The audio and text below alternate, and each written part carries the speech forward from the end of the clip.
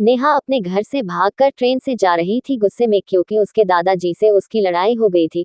उसके दादाजी उसको बाहर आने जाने से टोकते रहते थे, बाहर जाने से घूमने फिरने में रोक टोक करते थे। उसको घुटन लगने लगी थी अपने ही घर में एसी से उबकर वो घर छोड़कर भाग रही थी। नेहा ट्रेन के रिजर्वेशन के डब्बे में बाथरूम की तरफ वाली सीट पर बैठी थी। उसके चेहरे से पता चल रहा था कि थोड़ी सी घबराहट है उसके दिल में कि कहीं टीटी ने आकर पकड़ लिया तो। कुछ देर तक तो पीछे पलट पलट कर टीटी के आने का इंतजार करती रही। शायद सोच रही थी कि थोड़े बहुत पैसे देकर कुछ निपटारा कर लेगी। देखकर यही लग रहा था कि जनरल डब्बे में चढ़ नहीं पाए, इसलिए इसमें आकर बैठ गई। डर कर एक कोने में छिपी बैठी थी। शायद ज्यादा लंबा सफर भी नहीं करना चाहती थी वो।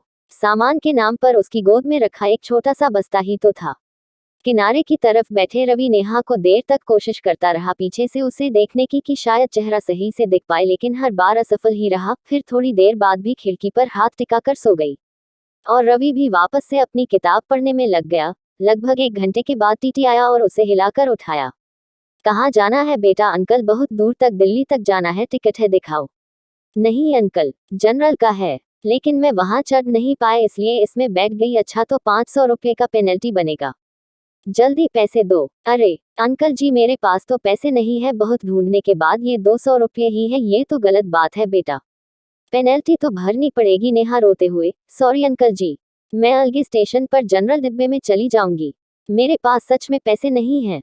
कुछ परेशानी आ गई इसलिए जल्दबाजी में घर से निकल आई और ज्यादा पैसे लेना भूल गई। बोलते बोलते नेहा रोने लगी।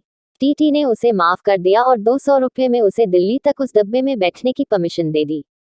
टीटी के जाते ही उसने अपने आंसू पोंछे और इधर उधर देखा कि कहीं कोई उसकी ओर देखकर हंस तो नहीं रहा था। थोड़ी देर बाद उसने किसी को फोन लगाया और कहा कि उसके पास बिल्कुल भी पैसे नहीं बचे हैं, दिल्ली स्टेशन पर उससे मिलने आ जाओ। वो किसी लड़के को फोन कर रही थी, पैसे लेकर आ जाओ, मैं घर से भाग कर आई हूँ।